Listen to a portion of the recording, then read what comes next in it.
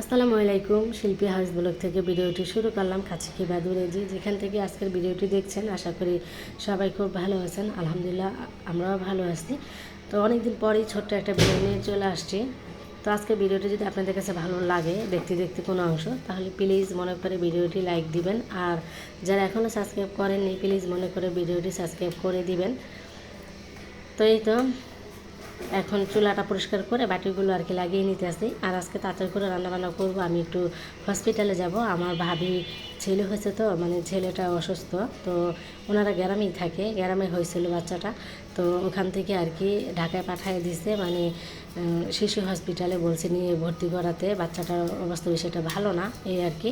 তো ওনারা সাথে সাথে আর কি চলে আসছে আমার ভাবি বাচ্চাটা নিয়ে। তো আজকে 2 সপ্তাহ হয়ে যায় বাচ্চাটা নিয়ে হসপিটালে ভর্তি আছে।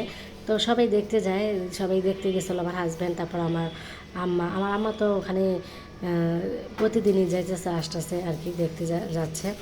তো আম্মা অসুস্থ, আম্মা আবার চোখ অপারেশন করা হয়েছে। তারপরে আম্মা একদিন পরপরই আর কি যাইতেছে হসপিটালে নাতিকে দেখতে। আর আমি এখনও যাইনি, তো আজকে যাব। তো এই তো কথা বলতে বলতে কিছু কাজকর্ম শেষ করে ফেলতেছি। আর এই দেওয়ালটা খালি ছিল, আমি আমার পছন্দের মতন দেওয়ালটা একটু সাজিয়ে নিলাম। তারপর আরও কিছু দিয়ে সাজাবো ইচ্ছা আছে, দেখি কি দিয়ে সাজানো যায়, এই আর কি। তারপরে যেন কি বললাম,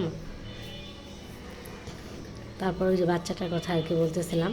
বাচ্চাটা আর কি গ্রামে হয়েছে, নর্মালি হয়েছিল। তো বাচ্চাটার মাথায় একটু সমস্যা হয়ে গেছে, এই জন্য আর কি তাড়াতাড়ি করে ওনারা আবার চলে আসছে, ঢাকায় এসে শিশু হসপিটালে ভর্তি করছে।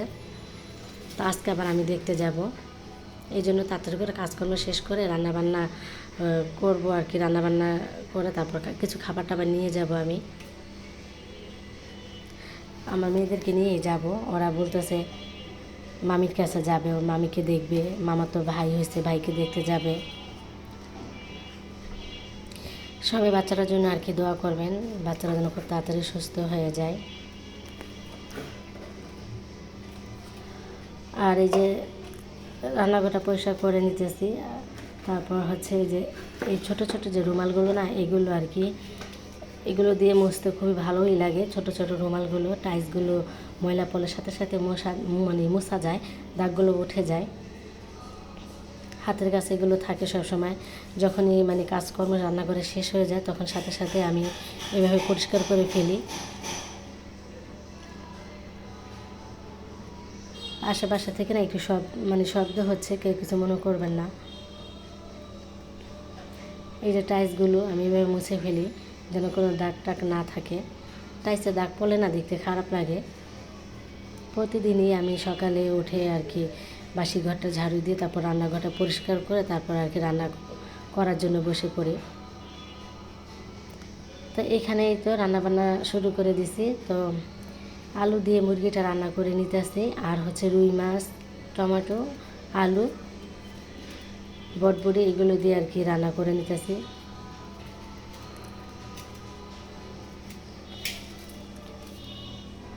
এই যে এখানে আমি বললাম যে বটবড়ি, আলু, টমেটোটা, এই সবজিটা ভালোভাবে কষিয়ে নিব, তারপর রুই মাছ দিয়ে আর কি রান্না করব।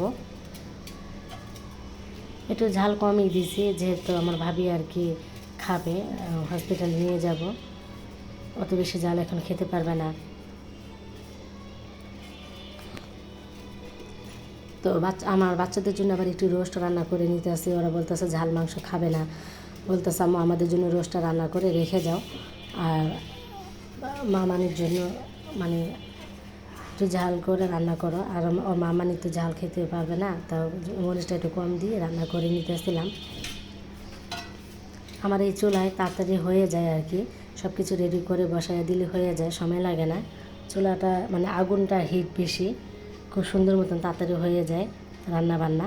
শুধু রেডি করতে একটু সময় লাগে। তো এই তো রান্নাবান্না কিন্তু শেষ। এখন বাটিতে আমি সব খাবার টাবার আর কি ভরছি। তো আমার মেয়েকে বললাম বাটিগুলো ঠিক করে আটকাও, আমি আর কি রেডি হচ্ছিলাম।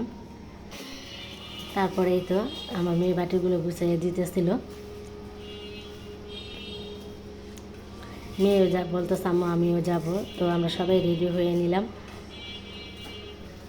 আজকে মানে দেরি হয়ে গেছে, দুপুরে তো খেতে পারবো, দুপুরে খাবার ওরা খেয়ে নিয়েছে, এখন 4টার মতন বেজে গেছে, তারপর রাতে খাবে, নিয়ে যাই। ওখানে আসতে রোগীর সাথে আসতে 2 জন। তো এই তো আমি শিশু হসপিটালে চলে আসলাম। তারপর এইখানে আর কি আমি দাঁড়াইছিলাম, তারপর আমার ভাই এসে আমাকে নিয়ে গেল, কারণ দোতলা তো, কত নাম্বার কেবিন আমি তো জানি না, আমি দাঁড়িয়েছিলাম, ভাইয়া এসে নিয়ে গেল আমাকে।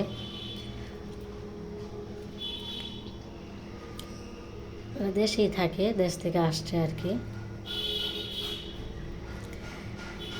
তারপর এই তো বাচ্চাটাকে দেখতেছি, আর কেবিনের ভিতরে যেতে দিচ্ছে না, কারণ ওখানে আটকানো, বলছে বাইরে থেকে দেখতে পারবেন, ভিতরে যাওয়া নিষেধ।